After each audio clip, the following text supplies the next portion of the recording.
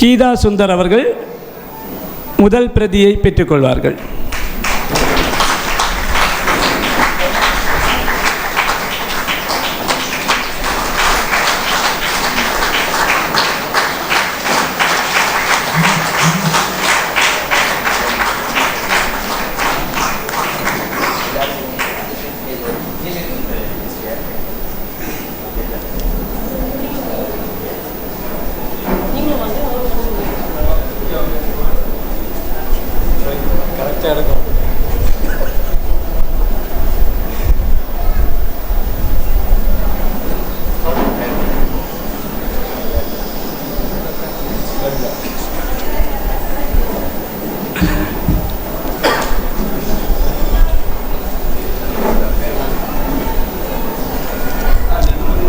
தொடர்ந்து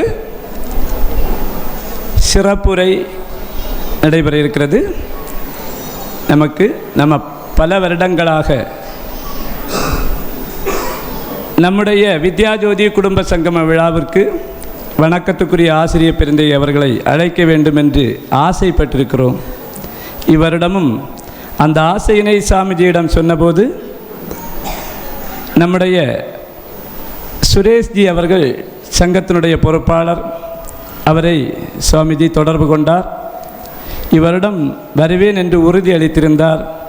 பல இடையூறுகள் இடையிடையே ஏற்பட்டு நம்முடைய விழாவிற்கு வருவாரா வரமாட்டாரா என்ற ஒரு மனக்கலக்கம் எங்களுக்கு இடையிடையே வந்து கொண்டிருந்தது. அதையெல்லாம் நிவர்த்தி செய்து இன்று நம்முடைய விழாவிற்கு வருகை தந்திருக்கக்கூடிய வணக்கத்துக்கும் போற்றுதலுக்கும் உரிய ஆசிரியர் பெருந்தகை இப்போது நம்முடைய சிறப்புரையாற்றுவார்கள். நாம் எல்லோரும் அமைதியாக இருந்து நம்முடைய வாழ்க்கையினுடைய லட்சிய பாதைக்கு வழிவகுக்கக்கூடிய அந்த அற்புதமான கருத்துக்களை கேட்டு தெளிந்து பிறருக்கும் சொல்லக்கூடிய நினைவாற்றலோடு நாம் இந்த அரங்கிலே இருக்க வேண்டும் என்று உங்களை எல்லாம் பணிந்து வேண்டிக் கொள்கிறேன். இப்போது நம்முடைய சிறப்புரையானது நடைபெற இருக்கிறது. வாட்ச் கொடுக்குறீங்களா? வாட்ச் கரெக்டிங்க வச்சுருங்க, அப்போ தான் டைம் பார்க்கணும்.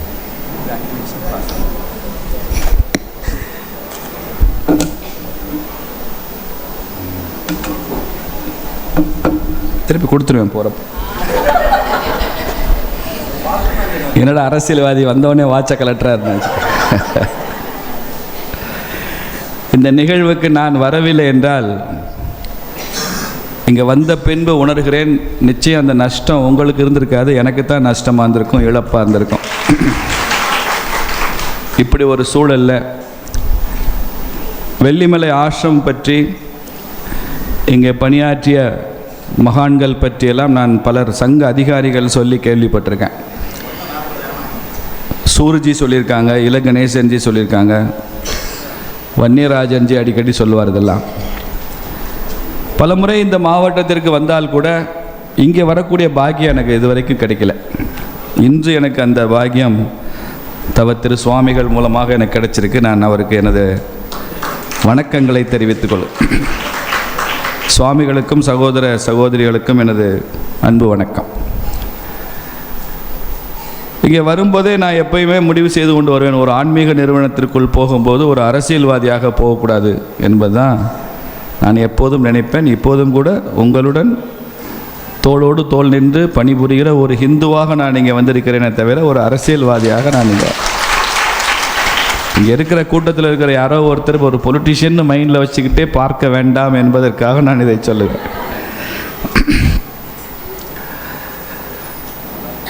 பள்ளிகளில் கல்லூரிகளில் போனால் ஆண்களை விட பெண்கள் எண்ணிக்கை ரொம்ப அதிகமாக இருக்கும். எல்லா கல்லூரியிலையும் பெண்களுக்கு எண்ணிக்கை அதிகமாக இருக்குது, பையங்களுடைய எண்ணிக்கை குறைவாக இருக்குது. கல்லூரிகளே அப்படி இருக்குது, பல்கலைக்கழகங்களே அப்படி இருக்குது.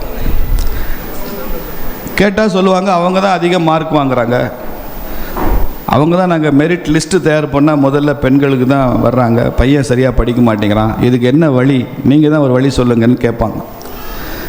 நான் சொல்வேன், இந்த மார்க் அப்படிங்கிற ஆங்கில சொல்லுக்கு தமிழ் சொல் என்ன வச்சுருக்கோம், மதிப்பெண் அப்படின்னு வச்சுருக்கோம்ல, அதை மதிப்பான்னு மாற்றுங்க. நிறைய ஆண்கள் ஃபர்ஸ்ட் நீங்கள் மதிப்பெண்ணுன்னு வச்சதுனால நம்ம பையன் என்ன நினைக்கிறான், இதுக்கு நமக்கு சம்மதம் இல்லை, அது பெண்களுக்கு தான் மதிப்பெண், நமக்கு எதுக்கு மதிப்பெண் நினைக்கிறான்.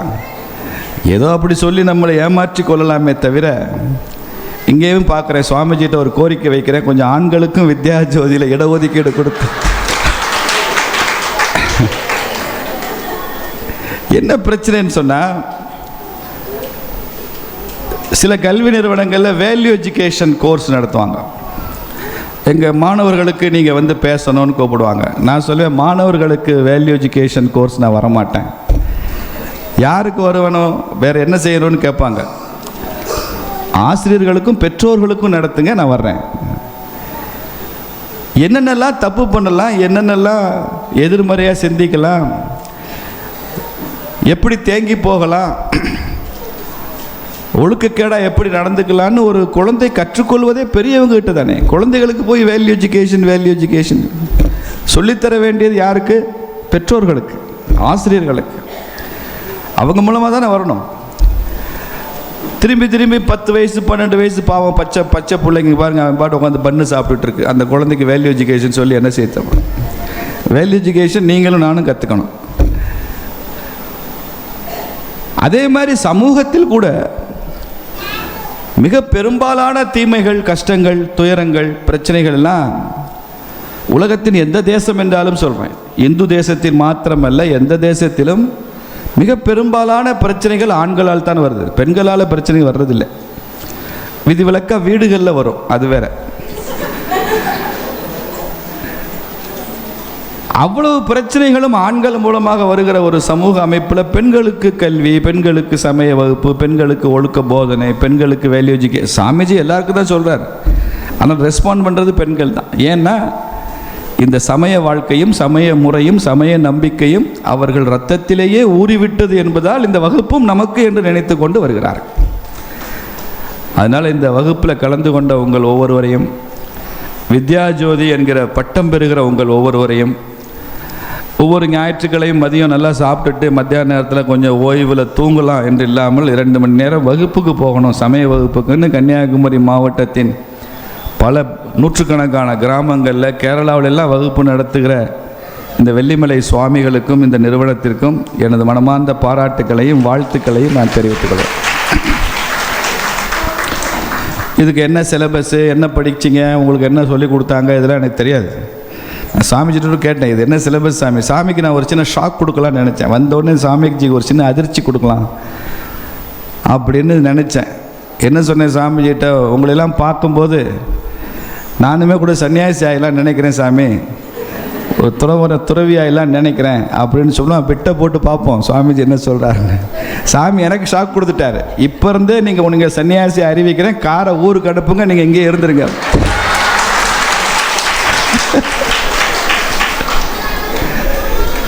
நாம் அவருக்கு அதிர்ச்சி கொடுக்கலான்னு அவர் நமக்கு ஷாக் கொடுத்துட்டாரு.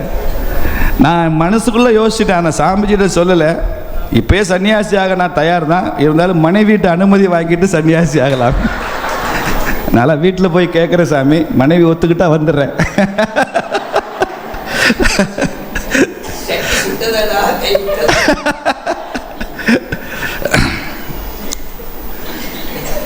ஜோக்ஸ் அப்பார்ட், இதெல்லாம் ஒரு லைட்டர் வெயினில் ஆரம்ப நேரத்தில் எடுத்தோடனே சீரியஸாக போக வேண்டாமே என்பதற்காக ஒரு 20-25 நிமிடங்கள் உங்களோட பேச விரும்புகிறேன்.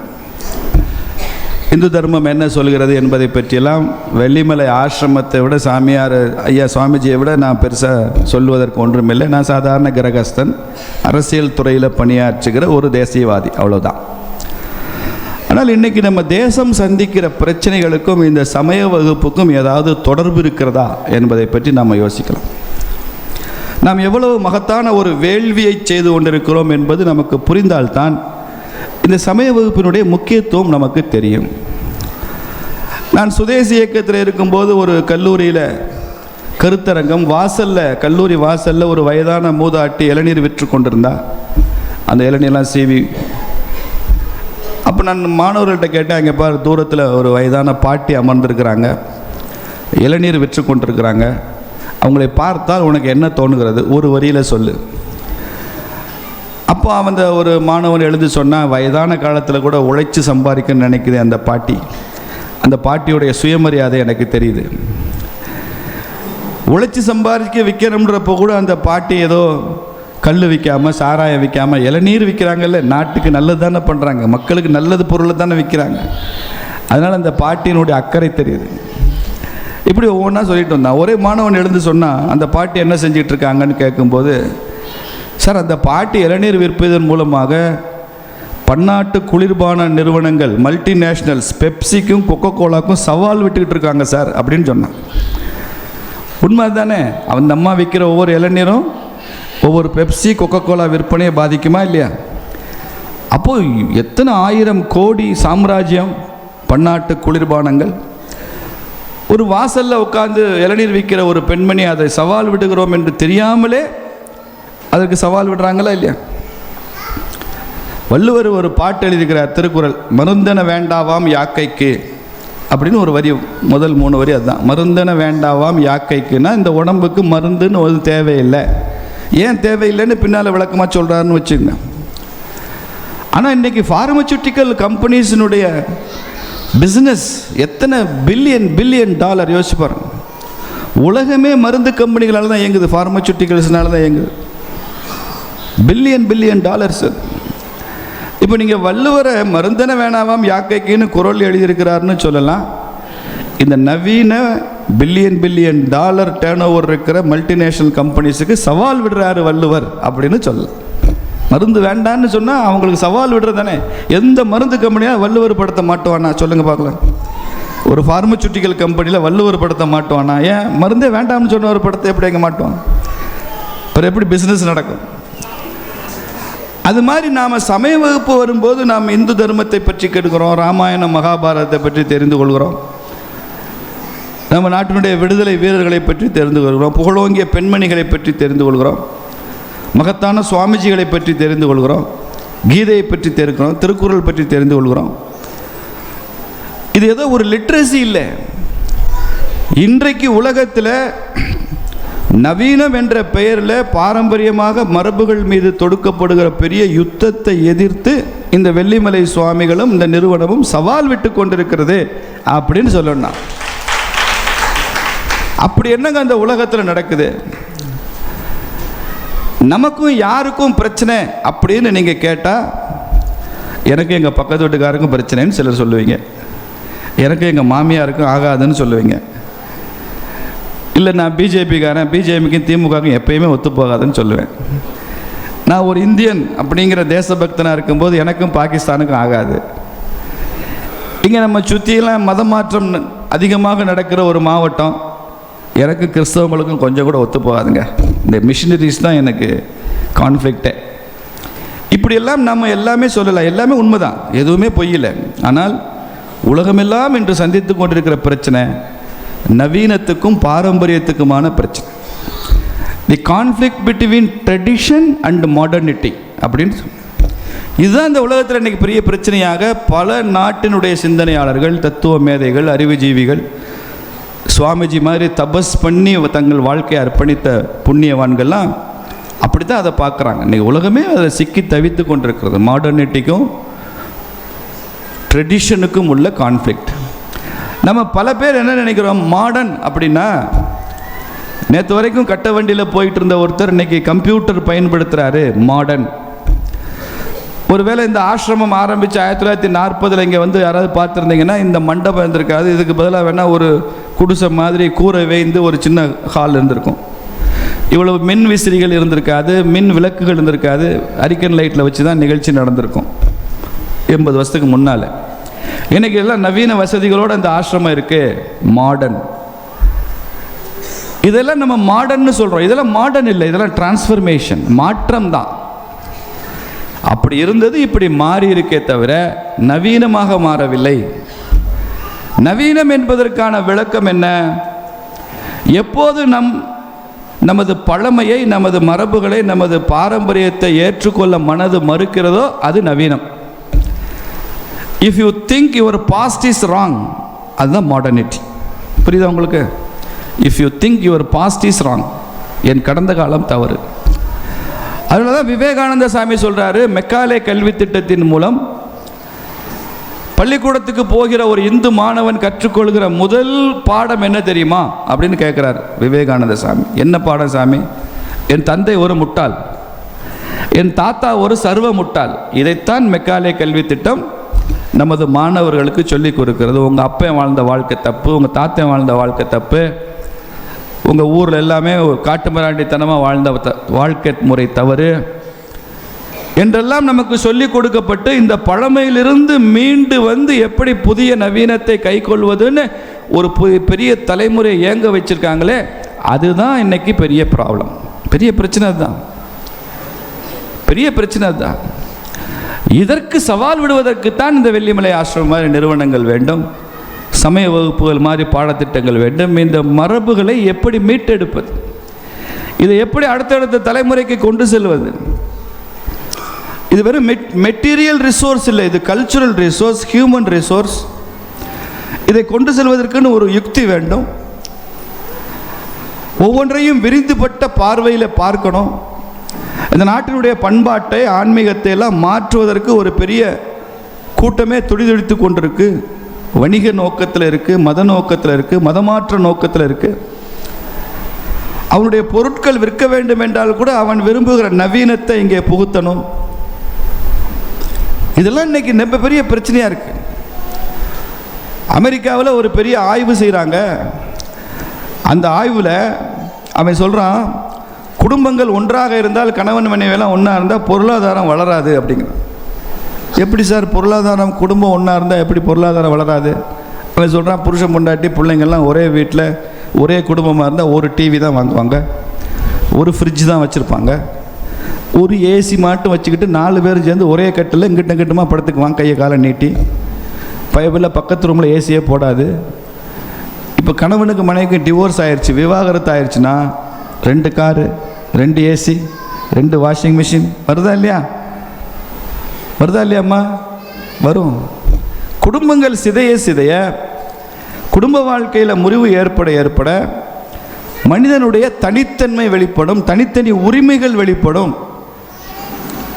இந்த நவீன காலத்தில் நாம் சாதிக்க வேண்டிய மிகப்பெரிய சாதனையே ஒவ்வொரு தனி மனிதனத்தின் உரிமையை, சுதந்திரத்தை கொண்டாடுவதானே தவிர அவனுக்கு குடும்பம் என்பதோ, கூட்டு வாழ்க்கை என்பதோ, சமூகம் என்பதோ, அந்த சமூகத்திற்கென்று சில கட்டுப்பாடுகள் இருப்பதோ எதுவுமே முக்கியமில்லை. இதுதான் நவீனம். மாடர்னிட்டின்னா என்ன, நவீனம்னா என்னன்னா, உங்கள் அப்பா அம்மாவை விட்டுட்டு நீங்கள் பிரிஞ்சிடணும், குடும்பமாக சேர்ந்து கணவன் மனைவி இப்படி வாழ்கிற வாழ்க்கையை பற்றி உங்களுக்கு நல்ல அபிப்பிராயம் இருக்கக்கூடாது. போதும், நான் என் வாழ்க்கையை வாழ்ந்து தீர்த்துருவேன், எனக்கு குழந்தைகள் வேண்டும் என்ற அக்கறை எனக்கு இருக்கக்கூடாது. குழந்தை வேண்டான்னு நினச்சா யூஆர் எ மாடர்ன் கேர்ள். 2-3 குழந்தை பெற்றுக்கணும்னு நினச்சா 10ஆம் பசலி, பிற்போக்கு. இந்த மாதிரி சிந்தனைகள்லாம் நிறைய வர ஆரம்பிச்சிருக்கு இன்றைக்கி மேற்கத்திய சித்தாந்தத்தில், நவீன யுகத்தில், நவீனம் கொடுக்குற தாக்குதலில். இதையெல்லாம் மீட்டெடுப்பதற்கு அரசாங்கத்துக்கு வழி தெரியாது. எந்த பல்கலைக்கழகத்திலேயோ பாலிசி மேக்கர்ஸ், எஜுகேஷனிஸ்டோ உட்காந்து இதுக்கெல்லாம் திட்டமிட்டு இதை சரி செய்ய முடியாது. என்ன மாதிரி அரசியல் துறையில் இருக்கிறவங்களுக்கெல்லாம் என்ன செய்யணும்னு தெரியாது. நவீனத்தை எதிர்த்து யுத்தம் செய்கிற ஆற்றல் உள்ள ஒரே சக்தி ஆன்மீகம் மட்டும்தான். அதை நீங்கள் செய்கிறீர்கள் என்பதுதான் இந்த சமய வகுப்பினுடைய பெரிய சாதனை. இல்லைன்னா இதை கொண்டு செலுத்த முடியாது. பல நாடுகள் இன்றைக்கி குடும்ப அமைப்பே இல்லை. குடும்பம் என்பதை ஒரு எதிர்மறை சமூக நிறுவனமாக அது இருக்கக்கூடாதுன்னு சொல்கிற இன்றைக்கி சித்தாந்தம், பிரச்சாரம் அதிகமாயிடுச்சு. இப்போ சமீபத்தில் தமிழில் சினிமா வர ஆரம்பிச்சிருக்கு, குடும்பம் கூடாது. உண்டா வருதில்ல படம்? குடும்பம் வேண்டாம், வாழ்கிற வாழ்க்கை வரை மகிழ்ச்சியாக வாழ்வோம், கணவன் மனைவியாக சேர்ந்து வாழ வேண்டாம், குழந்தை பெற்றுக்கொள்ள வேண்டாம், இப்படியெல்லாம் சினிமா வர ஆரம்பிச்சிருக்கு தமிழ்நாட்டிலே வர ஆரம்பிச்சிருக்கு. தாலியை தூக்கி போடுறது காட்சிகளாக வருது. முன்னால் ஒரு சினிமாவில் கடைசி சீனில் அந்த தாலியை கலட்டுன்னு சொல்கிறப்போ அந்த பொண்ணுக்கு அந்த பழைய நினைவுகள் அதெல்லாம் வந்து புனிதமான நினைவுகள்லாம் வர்ற மாதிரிலாம் காட்சி எடுப்பாங்க ஒரு 20 வருஷத்துக்கு முன்னால். இப்போ நவீனம் என்ன செய்யுது? ஜஸ்ட் லைக் தட் தூக்கி போட்டு அது ஒரு ஏதோ கயிறு, அண்ணா கயிறு மாதிரி கலட்டி தூக்கி போட்டு போகிற மாதிரி காட்சிகள் வருது. அது வேண்டான்னு சொல்கிற மாதிரி காட்சி வருது. வெஸ்டர்ன் ஃபெமினிசம்னு ஒன்று சொல்கிறான், மேற்கத்திய பெண்ணியம். இந்த மேற்கத்திய பெண்ணியம் சொல்கிற முக்கியமான பாடம் என்ன? Child birth is the biological trap for woman அப்படின்னு சொல்கிறாங்க. பெண் ஏன் அடிமையாகிறாள்? குழந்தை பெற்றுக்கொள்வதால் அடிமையாகிறாள். அதனால் பெண்களை குழந்தை பெற்றுக்கொள்ள வேண்டாம் என்று வலியுறுத்துகிற நவீன இயக்கங்கள் வர ஆரம்பிச்சிருக்கு. அதனால தான் இன்றைக்கி டென்மார்க்கில், ஹாலந்தில், ஸ்வீடனில், சுவிட்சர்லாந்தில் குழந்தை பிறப்பே இல்லை. இந்த நாடுகள்லாம் இன்னொரு 50 வருஷத்தில் உலக வரைபடத்திலே இருக்காது. ஜியாகிரபி மாத்திரம் இருக்கும், அந்த மக்கள் இருக்க மாட்டாங்க. குழந்தை பிறப்பு இருந்தால் தான் அந்த தேசம் தக்க வைக்க முடியும். சுவிட்சர்லாந்து இருக்காது, ஹாலந்து இருக்காது, டென்மார்க் இருக்காது, நார்வே இருக்காது. சாபம் விடுகிறேன் என்று சொல்ல வேண்டாம். அவர்கள் இதை புரிந்து கொண்டு சாபத்திலிருந்து அவர்கள் தப்பித்து கொள்ள வேண்டும் என்பதற்காக நான் சொல்கிறேன். இன்றைக்கு நம்ம நாட்டு இளைஞர்கள் இல்லை, நம்ம நாட்டு பெண்கள் இல்லைன்னா உலகத்தில் நிறைய ஆன்மீக நிறுவனங்களே இயங்காது. நான் எம்ஃபில் படிக்கிறப்போ என் கூட ஒரு கிறிஸ்தவ பாதிரியாரும் படித்தார், கத்தோலிக்க கிறிஸ்தவர். முடிச்சுட்டு நான் பெல்ஜியம் போகிறேன்னு சொன்னார். என்ன சாமி, என்ன ஃபாதர் பெல்ஜியம் போகிறீங்க? அவர் சொன்னார், அங்கே உள்ள கத்தோலிக்க சர்ச்சில் சர்வீஸ் பண்ண போகிறேன். ஏன் நம்ம ஊர்லேயே பண்ண வேண்டியதானே? அது இல்லைங்க, அங்கே உள்ள அந்த சர்ச்சில் இவங்க டினாமினேஷன், கேத்தலிக்ஸில் நிறைய டினாமினேஷன் இருக்குது. எங்கள் டினாமினேஷனில் 4 ஃபாதர் இருக்காங்க. அதில் சீனியர் மோஸ்ட் ஃபாதருக்கு 98 வயசு, பெட்டை விட்டு அவரால் எந்திரிக்க முடியாது. சரி, அதனால் என்ன, ஜூனியர் மோஸ்ட் ஃபாதர் இருப்பார்ல, அவருக்கு 93 வயசு. ஜூனியர் மோஸ்ட்டுக்கு 93 வயசு, சீனியர் மோஸ்ட்டுக்கு 98 வயசு. யாராலும் எந்திரிச்சு ஒரு அடி கூட எடுத்து வைக்க முடியாது. அதனால் நாங்கள் தான் போய் அங்கே சர்வீஸ் பண்ணுவோம். என்ன காரணம் தெரியுமா? மேற்கத்திய நாகரிகத்தின் மீது நவீனம் கொடுத்த தாக்குதல். குழந்தை இல்லை, குடும்பங்கள் இல்லை, குடும்பங்கள் சிதறி போச்சு. அமெரிக்காவுடைய கல்யாணத்தில் ரெக்கார்டில் முதல் திருமணத்தில் விவாகரத்து மாத்திரம் 40%. ஒரு அமெரிக்கனும் அமெரிக்க பொண்ணும் திருமணம் செய்து கொண்டால் 100 பேர் கல்யாணம் பண்ணுறாங்கன்னா 40 திருமணங்கள் விவாகரத்தில் முடிகிறது அமெரிக்காவில். அப்புறம் கொஞ்சம் நாள் கழித்து 2வது கல்யாணம் பண்ணுறான். 2வது கல்யாணத்துலேயாவது கொஞ்சம் விவாகரத்து குறையணும். அதில் 48% விவாகரத்து 2வது கல்யாணத்து.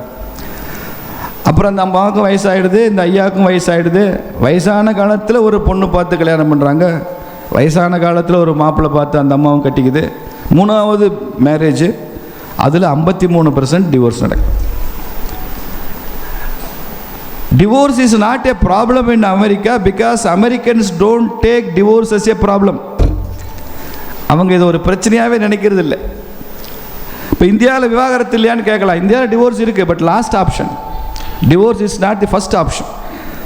ஒத்து போகலை கணவனுக்கு பண்ணினா எடுத்தோடனே விவாகரத்துக்கு போ, கோர்ட்டுக்கு போ அப்படின்னு பண்ண மாட்டாங்க.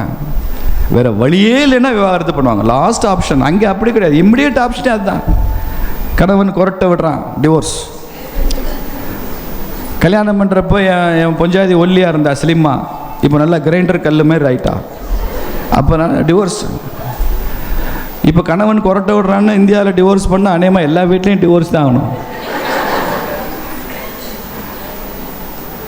சகிப்புத்தன்மை இல்லை அவங்களுக்கு, சேர்ந்து வாழ வேண்டிய அக்கறை இல்லை.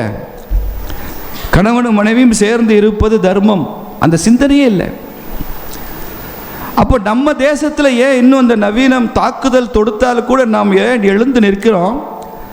நம்மகிட்ட இருக்கிற அந்த தர்மம் என்கிற அந்த சிந்தனை, அந்த அறம் என்கிற சிந்தனை, அதை கொண்டு செலுத்துகிற ஆன்மீகம். எது தர்மம்? தர்மம்னா என்ன? தர்மத்தினுடைய செயல்பாடுகள் என்னன்னு ஒரு 3 அடிப்படை அம்சங்களை பற்றி பெரியவங்க சொல்லியிருக்காங்க. தர்மா இஸ் ஒன் விச் ஹோல்ட்ஸ். எது தாங்குகிறதோ அது தர்மம். தர்மா இஸ் ஒன் விச் யுனைட்ஸ். எது நம்மை இணைக்கிறதோ அது தர்மம். தர்மா இஸ் ஒன் விச் சஸ்டைன்ஸ்.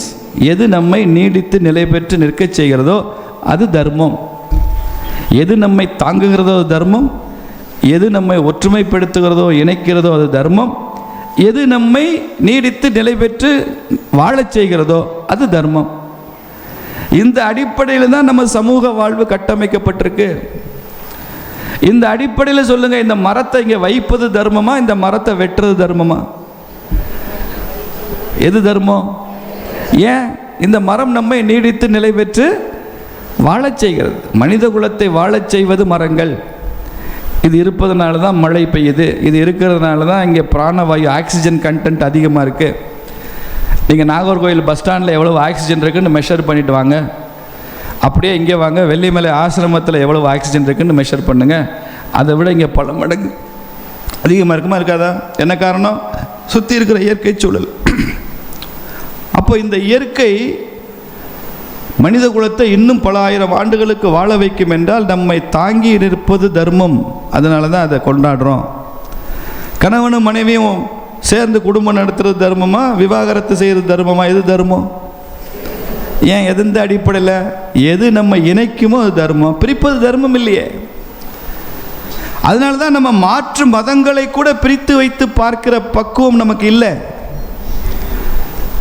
நம்ம நாட்டினுடைய மன்னர்களுக்கோ சிந்தனையாளர்களுக்கோ சுவாமிஜிகளுக்கோ மகான்களுக்கோ ரொம்ப நூற்றாண்டுகளுக்கு ஒரு உண்மை புரியவே இல்லை.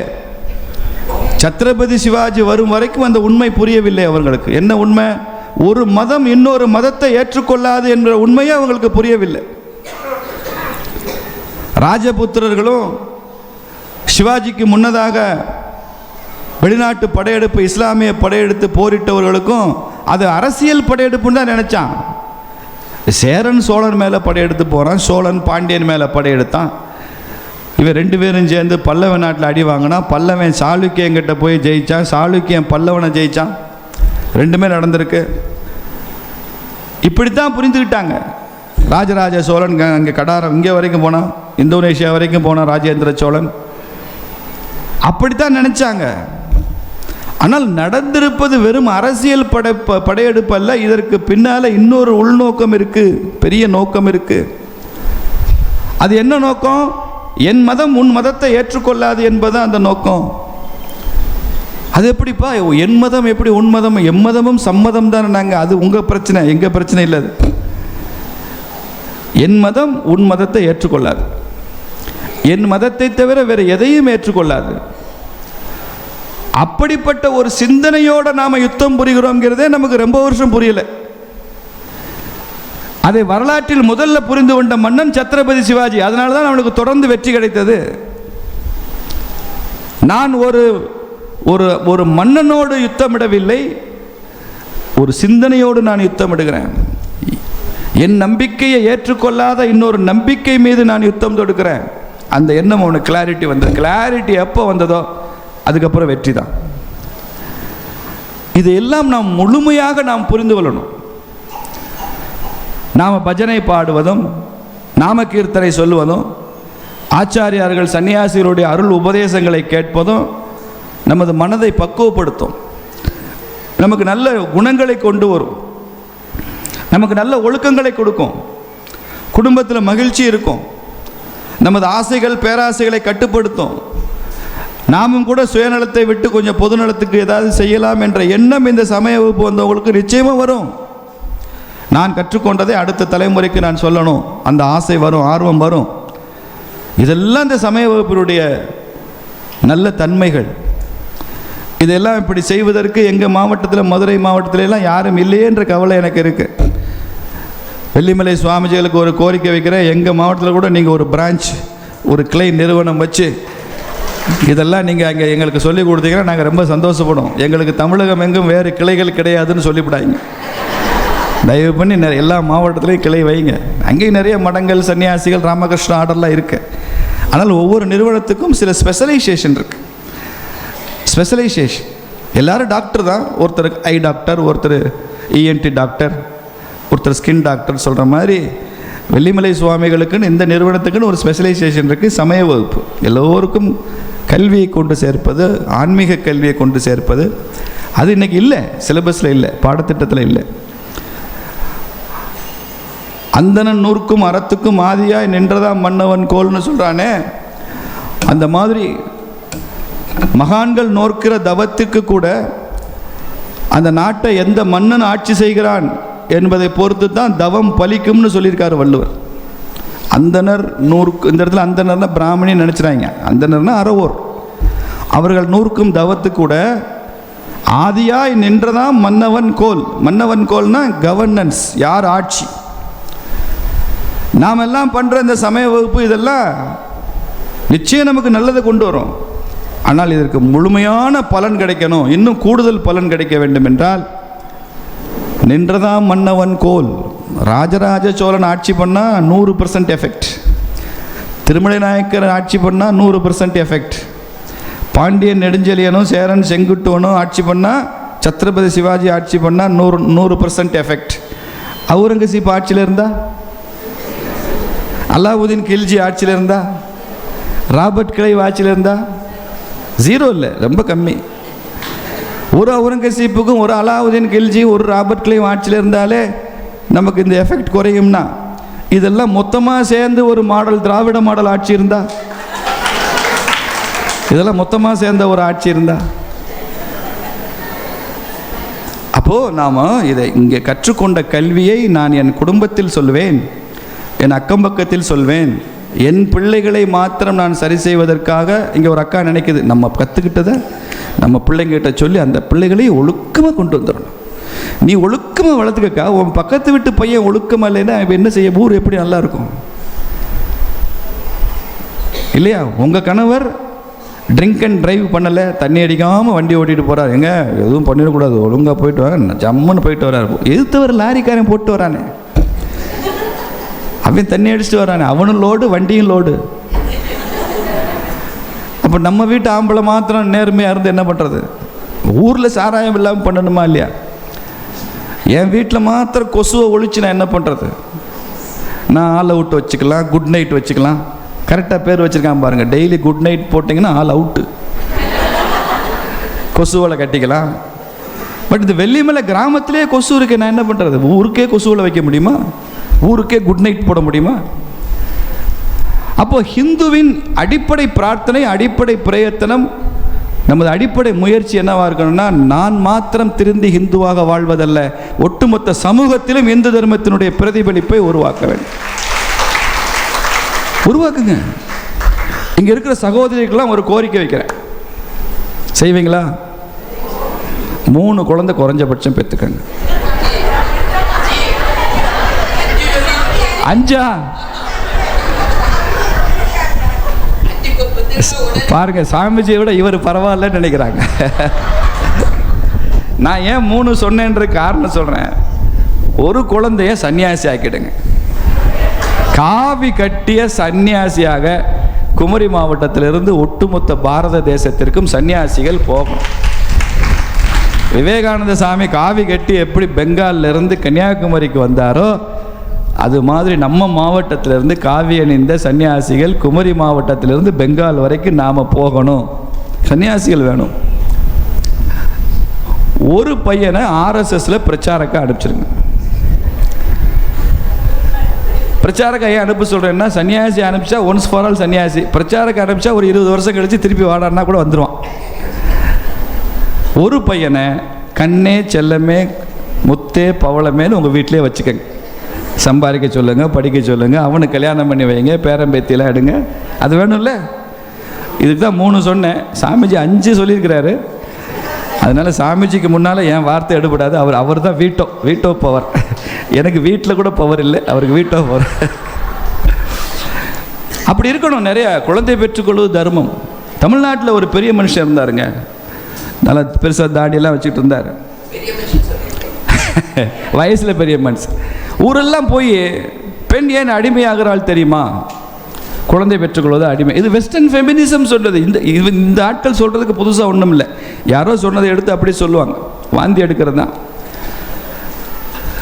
ஏன் அடிமையாகிறாள்? குழந்தை பெற்றுக்கொள்வது அடிமையாகிறாள். அதனால நீங்கள் குழந்தை பெற்றுக்காதீங்க சொன்னவர். அவர் குழந்தை பெற்றுக்காதீங்க. இன்னும் ஒருபடி மேலே சொன்னார், பெண்கள் திருமணம் ஆனால் உடனே கருப்பையை அகற்றி விடுங்கள். எப்படி கருப்பையை எடுத்துருங்கன்னார். புத்தகத்தில் அடித்து போட்டிருக்கான், பெண் ஏன் அடிமையானால்னு புத்தகத்தில் இருக்காது. கருப்பை எடுத்துருங்க. அவரை நம்ம ஆட்கள் பெரியார்னு சொன்னாங்க, தமிழ்நாட்டின் தந்தைன்னு சொன்னாங்க, சிலையெல்லாம் வச்சாங்க, எல்லாம் பண்ணாங்க. அவர் சொன்ன எதையுமே கேட்கவில்லை என்பதால் தமிழகம் தப்பியது. அவர் காது கொடுத்து கூட கேட்கல தமிழக மக்கள், குறிப்பாக பெண்கள். நம்ம ஊரில் தாங்க உலகத்திலேயே மகிழ்வாக குழந்தை பெற்றுக்கொள்கிற கோடான கோடி தாய்மார்கள் இருக்கிற மண் பாரத நாடு தான். இந்த ஊரில் தான் பெற்று. இது ரொம்ப பெரிய தர்மம். நீங்கள் தர்மம்னா அப்பா அம்மாவை மதித்து போற்றுவது ரொம்ப பெரிய தர்மம். ஆசிரியர்களை போற்றுவது தர்மம். பெரியவங்களுக்கு வணக்கம் சொல்லி அவர்களுக்கு பணிவிடை செய்வது தர்மம். பெண்களை மதிப்பது மிக பெரும் தர்மம். எல்லாவற்றிற்கும் மொத்தமாக இந்த பெற்ற தாய்நாட்டை தன் சொந்த தாயாகவே பார்ப்பது மிகப்பெரிய தர்மம். தர்மம் தான். இதெல்லாம் சொல்லிக் கொடுங்க. சமய வகுப்பில் நாம் கற்றுக்கொண்ட விஷயங்களுடைய சாராம்சம் இதெல்லாமே அதில் நிச்சயமாக இருக்கும். Respect your parents. அப்பா அம்மாவை மதிக்கிறது தான் தர்மம்னு சொல்லிக் கொடுக்கணும். எளிமையாக சொல்லணும் அவனுக்கு தர்மத்தை. யக்ஷ பிரசன்னம்னு மகாபாரதத்தில் ஒரு பகுதி வருது, நீங்கள் கேட்டிருப்பீங்க. தர்மன் நச்சு பொய்கையில் தண்ணீரை அருந்தி செத்துப்போன தனது தம்பிகளை உயிர்ப்பிப்பதற்காக யக்ஷன் வருகிறான். அந்த யக்ஷன்ட்ட திரும்ப உயிரை கொடுன்னு கேட்குறப்போ யக்ஷன் சொல்கிறான், நான் நிறைய கேள்வி கேட்பேன், அதுக்கு நீ பதில் சொல்லு தர்மா, உன் தம்பிகளை உயிரோடு அனுப்புகிறேன்னு சொல்கிறான் யக்ஷன். கேளு. கேள்விகளை தொடுத்துறான். தர்மன்னு சளைக்காமல் பதில் சொல்கிறான். அதில் முக்கியமான ஒரு 2 கேள்வி மாத்திரம் நான் உங்களுக்கு சொல்கிறேன் இந்த இடத்துல. யக்ஷன் கேட்குறான், இந்த பூமியை விட பெரியது எது அப்படின்னு கேட்குறான். இந்த பூமியை விட பெருசு எது தர்மா சொல்லு. ஒரு கணம் கூட பொறுக்கலைங்க. இந்த பூமியை விட பெரியவள் என் தாய் அப்படின்னு சொல்கிறாங்க. பூமியை விட பெரியது யாரு? தாய். இந்த ஆகாயத்தை விட உயர்ந்தது எது தர்மா? யக்ஷன் கேட்குற கேள்வி. இந்த ஆகாயத்தை விட உயர்ந்தவர் என் தந்தை அப்படிங்கிறான் தர்மன். அப்போ அடிப்படை ஹிந்து தர்ம பாடம் என்ன?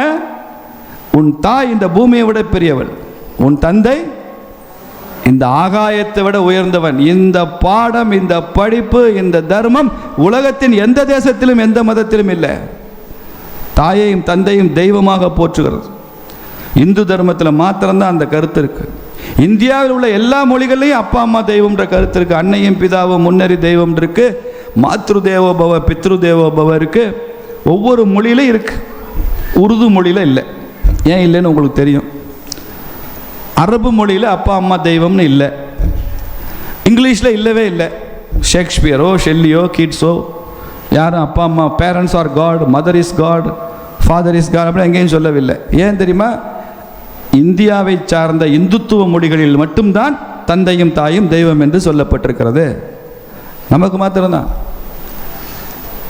இந்த அடிப்படை தர்மத்தை புரிந்து கொண்டால் நமக்கு மற்ற எல்லாம் சுலபமாக விளங்கிடும். ரெஸ்பெக்ட் யுவர் பேரண்ட்ஸ் ரொம்ப பெரிய பாடம் இது.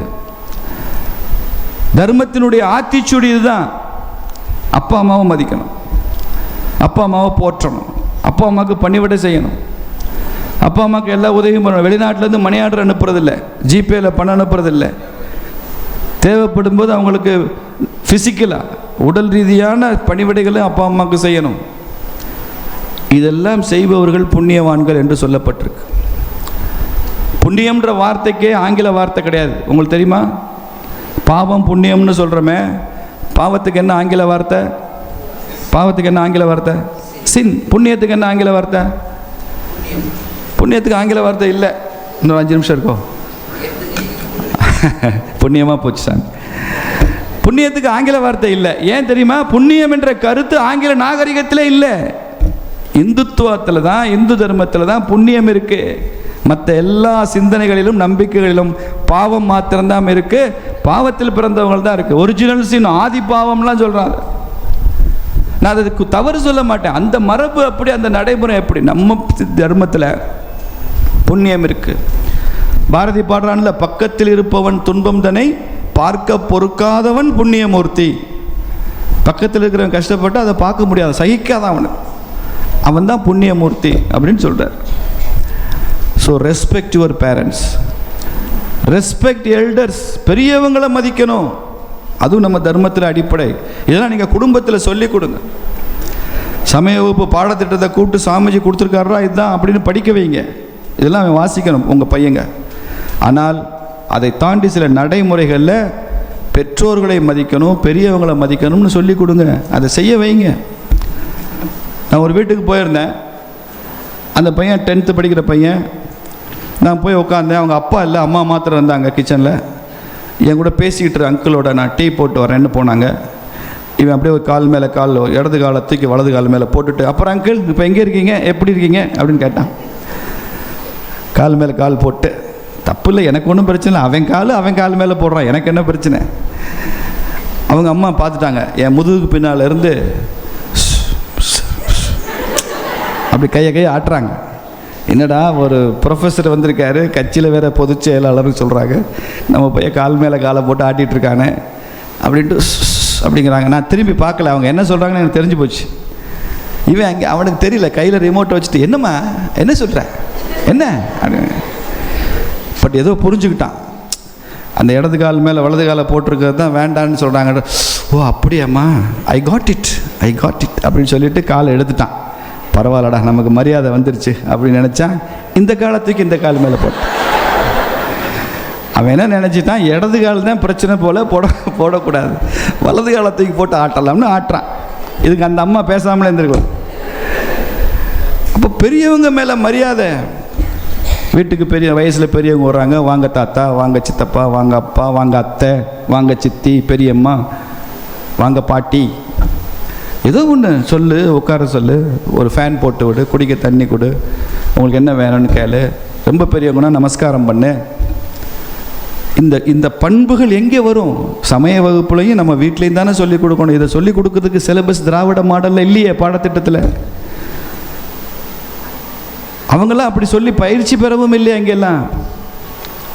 So respect parents, respect elders, இது ரெண்டும் ரொம்ப முக்கியம். மூணாவதா ரெஸ்பெக்ட் யுவர் டீச்சர்ஸ், ஆசிரியர்களை ரொம்ப மதிக்கணும்.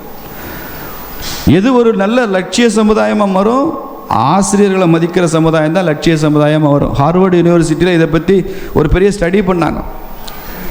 அங்கே போய் இந்திய மாணவர்கள் நிறைய மெடல் வாங்குகிறான், ஃபஸ்ட் ப்ரைஸ் வாங்குகிறான், ஃப்ளையிங் கலர்ஸில் வெளியில் வர்றான். இந்தியன் ஸ்டூடெண்ட்ஸ் அமெரிக்காவில், விஸ்கான்சினில், எம்ஐடியில், ஹார்வர்டில் இதை பற்றி அங்கே உள்ள ஒரு ஸ்டடி பண்ணாரியே. நிறைய எத்னிக் ஸ்டூடெண்ட்ஸ் நிறைய வர்றாங்க. இந்தியன் ஸ்டூடெண்ட்ஸ் ஏன் இப்படி ஷைன் பண்ணுறான்? இந்திய மாணவர்களுக்கு என்ன அப்படி சிறப்பு இருக்குது? அதை பற்றி அவர் விரிவாக ஸ்டடி பண்ணிவிட்டு அவர் ஒரு சின்ன ஃபைண்டிங்ஸ் கொடுக்குறார், ஆராய்ச்சி. என்ன கொடுக்குறாரு தெரியுமா? இதுக்கெல்லாம் காரணம் அவன் டியூஷன் போனான், அவன் நிறைய ஓவர் டைம் ஒர்க் பண்ணி படித்தான். நம்மெல்லாம் புத்தகத்தை வச்சு தான் டீச் பண்ணுறோம். அவன் பஜாரில் போய் நோட்ஸ் எல்லாம் வாங்கி வச்சு மனப்பாடம் பண்ணான், பேப்பரில் பிட் அடித்து பாஸ் பண்ணிட்டான்லாம் இல்லை. அப்படிலாம் பண்ண முடியாதுங்க. அப்புறம் எப்படி இவன் நல்லா இருக்கான்? அவர் சொன்னார், இந்திய மாணவர்கள் அவர்கள் பாரம்பரியத்தின்படி ஆசிரியர்களை மதிக்கும் பண்பாடு கொண்டவர்கள் என்பதால் அவர்களுக்கு இந்த இதெல்லாம் சாத்தியமாகுது. டீச்சரை ரெஸ்பெக்ட் பண்ணுறான், வாத்தியார் சொல்கிறத கேட்குறான், மரியாதை கொடுத்து பழகுறான், அவர் சொல்கிற கருத்தை வேத வாக்கா எடுத்துக்கிறான். அதனால் அவனுக்கு கல்வி கை கொடுக்கிறது, உயரத்துக்கு போகிறான். ஆசிரியர்களை மதிக்கிற மாணவன் நிச்சயம் வாழ்க்கையில் வெற்றி பெறுவான், உயரத்துக்கு போவான். மற்ற மாணவர்களுக்கு அது இல்லை. இங்கே ஜெயராமன் ஒருத்தர் அமெரிக்காவில், என் நண்பர், ஒரு பல்கலைக்கழகத்தில் வேலை செய்கிறார். அவர் கூப்பிடுவார், சார் நீங்கள் ஒரு செமஸ்டர் வாங்கலேன், ஏதாவது உங்கள் பாடமெல்லாம் சொல்லுங்கள், நீங்கள் தான் நிறையா சொல்லுவீங்களே உங்கள் ஆர்எஸ்எஸ் ஐடியாலஜி மாதிரி, வந்து சொல்லிக் கொடுங்களேன் அப்படிம்பார். நான் வரமாட்டேன். நான் இப்போ சாஸ்திரா யூனிவர்சிட்டியில் ப்ரொஃபஸராக இருந்தேன், நான் வர முடியாதுன்னு சொன்னேன். ஏன்னாரு, அங்கே வாத்தியாரே பேர் சொல்லி தான் கூப்பிடுவான், அது முழுசாக கூட பேர் சொல்ல மாட்டான். ஜெயராமன்னா மிஸ்டர் ஜே அப்படிமா. இவருக்கு 20 வயசு தான் இருக்கும், அவருக்கு 60 வயசு இருக்கும். மிஸ்டர் ஜே அப்படிமா. அவர்கிட்ட அப்படி சொன்னேன். அவர் சொன்னார், உண்மைதான், இங்கே எல்லாரையும் வெங்கடசாமினா மிஸ்டர் வி அப்படிமா, ஜெயராமன்னா மிஸ்டர் ஜே அப்படிமா, சுப்பிரமணியனா மிஸ்டர் சு, அப்படி தான் சொல்லுவான். நான் சொன்னேன், உங்கள் பேர் கொஞ்சம் கௌரவமாக இருக்குது, ஜெயராமன்கிறதுனால மிஸ்டர் ஜேம்மா, என் பேர் மிஸ்டர் சீமா, சீனிவாசன். நான் இங்கேருந்து 3000 கிலோமீட்டர் வந்து அவங்ககிட்ட சீ வாங்கிறதுக்கு நான் ஏன் வரணும்? East or west, my Tamil Nadu is the best, அப்படி தான் சொல்லி வர முடியாதுன்ட்டேன். அப்போ ஆசிரியர்களை மதிக்கணும், இது ரொம்ப முக்கியமான ஒரு கருத்து. இதெல்லாம் ஏன் செய்யணும்னா, இதெல்லாமே நமது நவீன தாக்குதலிலிருந்து பாரம்பரியத்தை காப்பாற்றுகிற எஃபெக்டிவ் டூல்ஸ், எஃபெக்டிவ் வெப்பன்ஸ். ஒரு நாட்டினுடைய பண்பாட்டை மாற்றாமல் வெளிநாடுகளின் வணிகத்தை இங்கே வளர்க்க முடியாது. இந்திய பெண்கள் புடவை அணிந்து கொண்டிருந்தால் வெளிநாட்டிலிருந்து அவன் பெண்களுக்குன்னு தைக்கிற ஜீன்ஸும் டிஷர்ட்டும் இந்திய சந்தைகளில் விற்காது. நீங்கள்லாம் புடவை தான் கட்டுவீங்க. அதனால் அவன் என்ன பண்ணுவான், மல்டிநேஷ்னல் கம்பெனி அதுக்குன்னு நிறைய மில்லியன் டாலர் செலவழிப்பான். அவன் என்ன ஒரு கருத்தை உருவாக்குவான், புடவை கட்டிக்கொள்வது பிற்போக்குத்தனமானது. நீங்கள் சேலை கட்டிட்டு வந்தீங்கன்னா நீங்கள் 10ஆம் பஸ்ஸின்னு அர்த்தம். ஐயோ அப்போ நான் என்ன பண்ணணும்? பேண்ட், ஜீன்ஸ் பேண்ட் போட்டுக்கோ, டிஷர்ட் போட்டுக்கோ. அப்புறம் ஜீன்ஸ் பேண்ட் மட்டும் போட்டால் போதாது, அதை முழங்காலில் கொஞ்சம் கிழிச்சு விடு. நான் ஏன் ஜீன்ஸ் பேண்ட் போட்டால் அது துவைக்க வேண்டிய அவசியமே இல்லை. எத்தனை வருஷம் ஆனாலும் துவைக்க வேண்டாம். பகவத்கீதையில் கிருஷ்ண பரமாத்மா சொல்கிற ஆத்மா மாதிரி தீ அதை எரிக்காது, நெருப்பு அதை நனைக்காது, எந்த உலோகமும் அதை வெட்டாது. ஏனென்றால் இது உலகத்தின் தலை சிறந்த அழுக்கு ஜீன்ஸ். அப்போ உங்களை புடவை கட்டுற பண்பாட்டிலிருந்து உங்களை மீட்டு மாற்றி இது கேவலமானது என்று நினைக்க வைத்தால் நீங்கள் ஜீன்ஸ் பேண்ட் போட ஆரம்பிச்சிடுவீங்க, டிஷர்ட் போட ஆரம்பிச்சிடுவீங்க. இன்றைக்கும் பாருங்கள், இந்தியாவில் நான் பெங்களூர் போனால் ஒரே ஒரு புடவை கட்டின பெண்மணியாவது கண்ணில் தெரியுமான்னு நான் பார்க்க வேண்டியிருக்கு. எல்லாம் ஜீன்ஸு டிஷர்ட்டோடு தான் வருது. 60 வயசு பாட்டி இப்போ ஜீன்ஸ் பேண்ட் போட்டு வருது. மாற்ற வச்சுட்டான்ல. ஏன்னா புடவை தயாரிக்கிற போட்டியில் வெளிநாட்டு கம்பெனிகள் இந்திய நிறுவனங்களை, இந்திய ஜவுளி நிறுவனங்களை வெற்றி பெற முடியாது. ஜீன்ஸு டிஷர்ட்டு இந்திய பெண்கள் போட்டால் இந்திய மார்க்கெட் அவன் கையில் போயிடும். அப்போ கல்ச்சரை மாற்றணும், கல்ச்சரை மாற்றணும். பண்பாட்டை மாற்றுறதுல தான் அத்தனை பேரும் குறியாக இருக்கான் உலகமே. இதை சவால் விட்டு நாம் தடுக்கணுமா இல்லையா? இப்போ யோசிச்சு பாருங்கள், நான் அந்த இளநி வித்தா பாட்டி கதைக்கு வரேன். எனக்கு குமரி மாவட்டத்தில் வெள்ளிமலையில் புடவை கட்டி இருக்கிற ஒவ்வொரு பெண்ணும் இந்த உலகத்திற்கு கொடுக்குற செய்தி என்ன? அப்படி கேட்டால் நீங்கள் பெருசாக யோசிங்க. என்ன யோசிக்கணும்? வெளிநாட்டு நிறுவனங்களின் ஜீன்ஸையும் பேண்ட்டையும் எதிர்த்து சவால் விட்டு கொண்டிருக்கிறாள் ஒரு தமிழ் பெண் அப்படி சொல்லுவோம். பல கோடி நிறுவனம் இருக்கிற மல்டிநேஷனல் எதிர்த்து எங்கள் அக்கா இங்கே சவால் விட்டுக்கிட்டு உட்காந்துருக்கு புடவை கட்டி. எப்போ இந்த அக்கா மனசையோ அக்காவோட பெண் பிள்ளைகள் மனசையோ மாற்றி அவன் பேண்ட்டு போட வைக்கிறானோ அன்னைக்கு நாம் தோற்று போனோம்னு அர்த்தம். அப்போ இந்த கல்ச்சரை திரும்பி திரும்பி திரும்பி சொல்லணும், திருப்பி திருப்பி சொல்லணும். Respect your parents, respect your elders, respect your teachers, respect women. இது ரொம்ப முக்கியமான தர்மத்தின் அடிப்படை. எந்த சமூகம் பெண்களை மதிக்கிறதோ அந்த சமூகம் தான் முன்னுக்கு வரும். பெண்களை மதிக்கணும். மேலை நாடுகள் அந்த பண்பாடை இல்லாமல் போச்சு. பெண் உரிமைலாம் அங்கே ஏன் வந்தது தெரியுமா? அவன் நாட்டில் காடே தி ஃபாதர் தான். கிறிஸ்தவத்தில் இஸ்லாம்லையும் கூட God the father, God cannot be mother. கடவுள் அம்மாவாக இருக்க முடியுமா? இஸ்லாமில் இருக்க முடியுமா? அப்பாவாக இருக்க முடியுமா? இருக்க முடியும். காட் தி ஃபாதர் தான், அம்மாவாக இருக்க முடியாது. மறுபடியும் சொல்கிறேன், நான் ஒன்றும் மாரல் ஜட்ஜ்மெண்ட் கொடுக்கல, அது தப்பு இதுதான் சரின்னு நான் சொல்லவில்லை. அங்கே அப்படி இருக்குது, இங்கே இப்படி இருக்குது. இந்து தர்மத்தில் மாத்திரம்தான் கடவுள் என்பவர் தந்தையாகவும் இருக்கலாம், தாயாகவும் இருக்கலாம் என்பது இந்து தர்மத்தில் மாத்திரம்தான். சிவபெருமானுக்கே தாயுமானவன்னு பேர். தாயாக வந்து ஒரு பெண்ணுக்கு பிரசவம் பார்த்தார், அதனால் அதுக்கு தாயுமானவன்னு பேர். அவருக்கு தாயாக இருக்க முடியும். அதனால தான் மேற்கத்திய நாடுகளில் பெண்களுக்கு ஓட்டு போடுகிற உரிமை இல்லை. அமெரிக்காவில் பெண்கள் வாக்களிக்கிற உரிமை 1940களுக்கு அப்புறம் தான் வந்தது. நாம் புகழோங்க இன்னைக்கு ஒரு விளக்கம் சொல்கிறோம்ல. டெமோக்ரஸினா என்ன? ஆப்ரஹாம் லிங்கன் சொன்னார், மக்களுக்காக, மக்களே, மக்களால் தேர்ந்தெடுக்கப்படுகிற ஆட்சி மக்கள் ஆட்சின்னு சொன்னார் Abraham Lincoln. The greatest definition for democracy. அந்த ஆப்ரஹாம் லிங்கன் பெண்கள் வாக்களித்து தேர்ந்தெடுக்கப்பட்ட ஜனாதிபதி இல்லை, ஆண்கள் மாத்திரமே வாக்களித்து தேர்ந்தெடுக்கப்பட்ட ஜனாதிபதி. அவர் காலத்தில் பெண்களுக்கு ஓட்டுரிமை இல்லை. வேணா லிங்கன் சொன்னதை எப்படி பார்த்தீங்க, ஆண்களுக்காக, ஆண்களால், ஆண்களே தேர்ந்தெடுக்கப்படுவதே ஆண்கள் ஆட்சின்னு வேணா சொல்லலாம். ஜார்ஜ் வாஷிங்டன் பெண்கள் வாக்களித்ததில்லை, ஆப்ரஹாம் லிங்கனுக்கு பெண்கள் ஓட்டு போட்டதில்லை, ஓட்டுரிமை இல்லை. அப்புறம் எப்படி ஓட்டுரிமை வாங்கினாங்க? ரோட்டில் போகிற ஆம்பளைலாம் அடித்து பிடிச்சி வாங்கினாங்க. எங்களுக்கு ஓட்டு கொடு, எங்களுக்கு ஓட்டு போடக்கூடு. ஒன்னொன்றுக்கும் பெண்கள் போராட வேண்டிய நிலைமை வந்தது மேற்கத்திய கல்ச்சரில். ஏன்னா there is no respect for woman. Marie Curie அந்த அம்மா இயற்பியலில் நோபல் பரிசு பெற்ற பிறகும் கூட பிரான்ஸில் இருக்கிற பிரெஞ்சு ராயல் சயின்ஸ் அகாடமியில் அந்த அம்மாவுக்கு உறுப்பினராக சேர்த்துக்கொள்ள முடியாதுட்டான். ஏன்னா பெண்கள் இங்கே உறுப்பினராக முடியாது. சயின்ஸ் கிளப்பில் மேரி கியூரிக்கு இடம் இல்லை நோபல் பரிசு வாங்கினதுக்கு அப்புறம். குளோரோஃபார்ம் கண்டுபிடிச்சான். குளோரோஃபார்ம்ன்றது மயக்க மருந்து. பெண்களுக்கு பிரசவ நேரத்தில் இந்த மருந்தை கொடுத்தா அவங்களுக்கு பிரசவ வலி தெரியாது, அதனால் அந்த குளோரோஃபார்ம் பயன்படுத்தலான்னு சொன்னாங்க. அப்போ சர்ச்சிலிருந்து தடை பண்ணிட்டாங்க. ஏன்? பெண்ணுக்கு பிரசவ வலி உண்டாக கடவுதுன்றது பைபிள் வாக்கு, கடவுள் கொடுத்த சாபம். ஏன்னா அந்த பொண்ணு தானே அந்த ஆப்பிளை சாப்பிட சொன்னா, அப்படி தானே கதை வருது ஆதாம் ஏவாள் கதையில். அந்த ஆதி பாவம் ஒரிஜினல் சின்னுக்கு காரணமானது இந்த பெண். அதனால் இவளுக்கு பிரசவத்தில் வலி வரட்டும்னு கடவுள் சாபம் விட்டுருக்கார். அது நம்பிக்கை, அவங்க நம்பிக்கை இருந்துட்டு போட்டோம். இப்போ குளோரோஃபார்ம் கொடுத்தா என்ன ஆகும்? வலி தெரியாது, அதனால் கொடுக்கக்கூடாதுன்னு குளோரோஃபார்ம் கண்டுபிடித்து பல ஆண்டுகள் அது பிரசவத்திற்கான பயன்பாட்டிற்கே கொடுக்கவில்லை. பிறகு எப்போ கொடுத்தாங்க? இங்கிலாந்து ராணிக்கு பிரசவம், அந்த அம்மாவுக்கு வலி தாங்க முடியல. அந்த அம்மா கொஞ்சம் சயின்ஸ் எல்லாம் படித்த அம்மா, டாக்டர்கிட்ட சொல்லியிருக்கு இந்த குளோரோஃபார்ம் கொடுத்தீங்கன்னா எனக்கு இந்த வலி இருக்காதுல்லன்னு. இல்லை, சர்ச்சில் சொல்லிட்டாங்க, ஃபாதர் சொல்லிட்டாரு கொடுக்கக்கூடாதுன்னு சொல்லிட்டாரு. யார் அந்த ஃபாதர்? என் முன்னால் கூட்டுவா, நம்ம நாளை காலை வந்து நிறுத்து அப்படின்னு. எந்த ஃபாதர் சொன்னார்? நான் குவீன், நான் சொல்கிறேன், நீ ஃபாதர் சொன்னார்னு சொல்கிறேன், உடனே கொடுக்குறியா உன்னை டிஸ்மிஸ் பண்ணுவான்னு. அந்த அம்மா போட்ட அரதட்டலில் பயந்து போய் அந்த அம்மாவுக்கு குளோரோஃபார்ம் கொடுத்து பிரசவ வலி இல்லாமல் குழந்தை பிறந்துருச்சு. மறுநாள் பெண்கள்லாம் ஒரே போர்க்குடி. அப்போ மகாராணிக்கு ஒரு நீதி, மக்களுக்கு ஒரு நீதியா? எங்களுக்கு கொடுக்க மாட்டீங்களா குளோரோஃபார்ம்? போராடி வாங்கினாங்க. ஓட்டு போடுற உரிமையிலிருந்து, குளோரோஃபார்ம்லேருந்து, ஒரு சயின்ஸ் கிளப்பில் மெம்பராகிலிருந்து எல்லாமே போராடி போராடி போராடி பெற்றதான் பெண் உரிமை.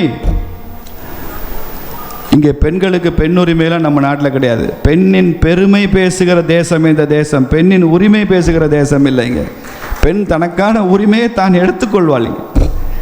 இங்கே ஆணுக்கும் பெண்ணுக்கும் ஸ்டேட்டஸ் சேம், ஃபங்க்ஷன்ஸ் டிஃப்ரெண்ட். ஆணுக்கும் பெண்ணுக்கும் வேறு வேறு வேலை கொடுத்துருக்கு நம்ம ஊரில், அந்தஸ்து ஒன்று தான்.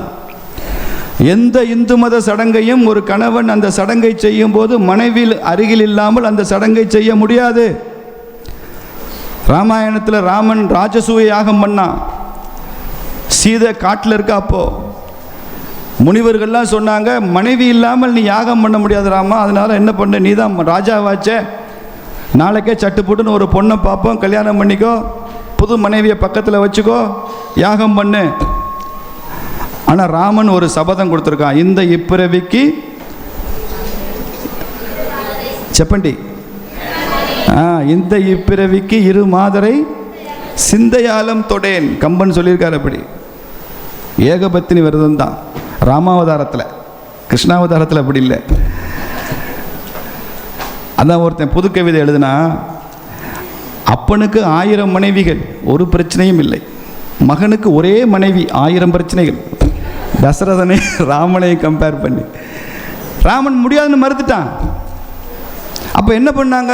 மன்னன் யாகம் செய்யணும், ஆனால் திருமணம் செய்ய மாட்டேன்னு மறுக்கிறான், சீதை தான் எனக்கு மனைவின்ட்டான். அப்போ என்ன பண்ணலாம்? சீதை மாதிரியே ஒரு உருவம் செஞ்சாங்க, பொம்மை. அதை கொண்டு வந்து ராமன் பக்கத்தில் வச்சாங்க. சீதை இருப்பதாக ஐதீகம். அந்த ராஜசூயாக நடந்தது. மனைவி இல்லாமல் செய்ய முடியாது. ஒருத்தருக்கு மனைவி இல்லை, மகனுக்கு கல்யாணம் பண்ணுறாருன்னா அந்த மேடையில் அவரோட அண்ணனோ தம்பியோ அவர் மனைவியோடு வந்து தான் திருமணம் நடத்தி வைப்பாங்க. இவர் போய் மனைவி இல்லாமல் போய் திருமணத்தை நடத்த முடியாது.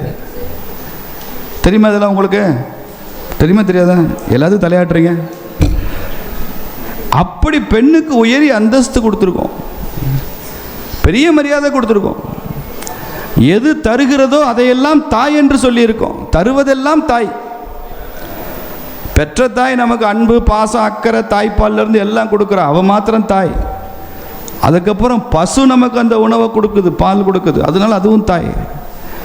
இந்த நதி நமக்கு தண்ணீர் கொடுக்குது, விவசாயத்துக்கு தண்ணீர் கொடுக்குது, குடிக்க தண்ணீர் கொடுக்குது, அதனால அது தாய். இந்த கடல் நமக்கு எல்லாமே கொடுக்குது, கடல் நமக்கு தாய். இது எல்லாவற்றையும் சேர்ந்த இந்த நிலம் இருக்க, இந்த பூமி, இது நமக்கு எல்லாமே கொடுக்குது, அதனால அது தாய். இது எல்லாவற்றையும் ஒன்றடக்கி நமக்கு எல்லாம் அள்ளித் தருபவள் இந்திய தாய், பாரத மாதா, அதனால் அதுவும் நமக்கு தாய். ஏன் இதெல்லாம் தாய்ன்னு சொல்கிறோம்? எது தருகிறதோ அது தாய். அப்படியே குழந்துக்கிட்டே வருது. தாய்மைன்ற அந்த கான்செப்ட் கண்ணு விரிஞ்சு விரிஞ்சு விரிஞ்சு பார்ப்பதெல்லாம் தாயாக பார்க்கிறோம். தாயாக பார்க்கிற தன்மை, தாய்ன்றது வேறு, தாய்மைன்றது வேறு. இது நம்ம தர்மத்தினுடைய அடிப்படை. இதனால தான் பெண்களை மதிக்கணும்னு சொல்கிறோம். மனு சொல்கிறார், எத்ர நாரியஸ்து பூஜ்யந்தே தத்ர தேவதகா, எங்கு பெண்கள் பூஜிக்கப்படுகிறார்களோ அங்கு எல்லா ஐஸ்வர்யங்களும் குடிகொண்டிருக்கும். அந்த மனு நீதியைத்தான் கொளுத்தருன்றான். ஏன்னா பெண்களை பூஜை பண்ணணும்னு சொல்கிறார்ல மனு, அப்போ தான் எல்லா ஐஸ்வர்யங்களும் இருக்கும்னு சொல்கிறார்ல, அதனால் அதை கொளுத்தி பண்ணும். பிடிக்கலைன்னா பிடிக்காத விஷயத்தை விட்டுட்டு போ, எவ்வளோ நல்ல விஷயம் இருக்குது அதை வச்சுட்டு போட்டேன்னு. அப்போது பெண்களை மதிப்பதற்கு முதல்ல பெண்களுக்கு கற்றுக் கொடுக்கணும், அப்புறம் பையங்களுக்கு கற்றுக் கொடுக்கணும். முதல்ல பெண் தன்னை பெண் என்பதால் மதித்து பழகணும். ஆடை என்பது நம்மை கண்ணியப்படுத்துவதற்கு தான், அழகுபடுத்துவதற்கு இல்லை சொல்லணும். Dress is to dignify us, not to beautify us. இன்றைக்கி பள்ளிக்கூடங்களில் மெட்ரிகுலேஷன் ஸ்கூலில் 5 வயசு 7 வயசு பிள்ளைகளை கூட்டி மிஸ் போட்டி நடத்துகிறான், அழகி போட்டி. இதெல்லாம் நம்ம கல்ச்சர்லேயே கிடையாது. பெண்களை ரேம்பில் நடக்க விட்டு என்ன விதவிதமாக ட்ரெஸ் போட்டு 4 ஆம்பளைங்க உட்காந்து மார்க் போட்டுவிட்டு பெண்களை நடக்க விட்டு ஆம்பளைங்க மார்க் போடுற கலாச்சாரம் எங்கேருந்து வந்தது? இந்து தர்ம பண்பாடாது. நம்ம பிள்ளைகளை அனுப்புகிறாங்க. என் குழந்தை தான் ஸ்கூல்லேயே அழகி போட்டியில் ஃபஸ்ட்டு வந்திருக்கு, மிஸ் ஸ்கூல் அழகி போட்டியில் வந்திருக்கு. இப்படி பேசுகிறதுனால அந்த பெண் பிள்ளைக்கு என்ன மனசில் தோணுது? ஓ, இன்னும் அழகாக இருக்கணும், இன்னும் மேக்கப் வாங்கி போடணும், இன்னும் ஃபேர் அண்ட் லவ்லியெல்லாம் வாங்கி போடணும். இந்த ஃபேர் அண்ட் லவ்லியெல்லாம் போட்டு அவ்வளோ கலராகிடலாம், செவப்பாயிடலாம், கருப்பெல்லாம் போயிடுன்றான். கருப்பாக இருக்கிற பொண்ணு செவப்பாயிடலாமா ஃபேர் அண்ட் லவ்லி போட்டால்? 10 ஃபேர் அண்ட் லவ்லி க்ரீம் பாட்டில் வாங்க, இங்கேருந்து சவுத் ஆஃப்ரிக்காவுக்கு பார்சல் பண்ணுங்கள், அங்கே உள்ள அக்காவெல்லாம் போட சொல்லுங்கள் ஃபேர் அண்ட் லவ்லி. எத்தனை அக்கா வெள்ளையாக வருதுன்னு பார்ப்போம். ஃபேர் அண்ட் லவ்லி போட்டேன், நான் ஆஃப்ரிக்காவில் இருக்கேன், இது போட்டோடனே அப்படியே வெள்ளையாயிட்டேன். ஆனால் கருப்பு தாண்டா அழகு, அதை சொல்லுங்க. அதுதான் நம்ம தர்மம். கிருஷ்ணரே அழகு இல்லையா? கிருஷ்ணர்னா கருப்புன்னு தான் அர்த்தம், ஷியாமலா கருவாச்சின்னு அர்த்தம். நம்ம வந்தே மாதம் பாட்டில் வருதுல, ஷியாமலா, பார்வதிக்கு ஷியாமலான்னு பேரு. எங்க ஊர் மீனாட்சி கருவாச்சி தான், சுந்தரர் தான் சிவப்பு, பொன்னியின் கருப்பை கொண்டாடுறோம். அதுக்கு எதுக்கு ஃபேர் அண்ட் லவ்லி போட்டு நான் சிவப்பா வரணும், சிவப்பா இருந்தா சேர் போட்டது எங்க இருந்து வந்துச்சு? இது எல்லாமே இந்த நவீனம் மேற்கத்தியம் நம்ம மீது தொடுத்த தாக்குதல். ஸோ ரெஸ்பெக்ட் விமன், விமன் கொடுத்தா ரொம்ப பெரிய உயர்வு. பெண்களை மதிக்கிற சமுதாயம் தான் ஒரு. கடைசியா respect your country, respect your Bharat Mata, you செல்வ் பாரத மாதா. என் வாழ்க்கையில் நான் இதெல்லாம் செய்வேன், ஆனால் இது எல்லாமே என் தேசத்திற்காகத்தான், என் நாட்டிற்காகத்தான். நான் செய்கிற ஒவ்வொரு பணியும் என் தேசத்தை உயர்த்தும். தோனி ஒரு 6 அடிச்சாரு கிரிக்கெட்லன்னா அங்க ஸ்கோர் போர்டு போட்டிருப்பான், 80 இருந்து 86 அப்படி போட்டிருப்பான். அப்படி பக்கத்துல இன்னொரு ஸ்கோர் போர்டு காமிப்பான், இந்தியா 200 இருந்து 206 அப்படி போட்டிருப்பான்.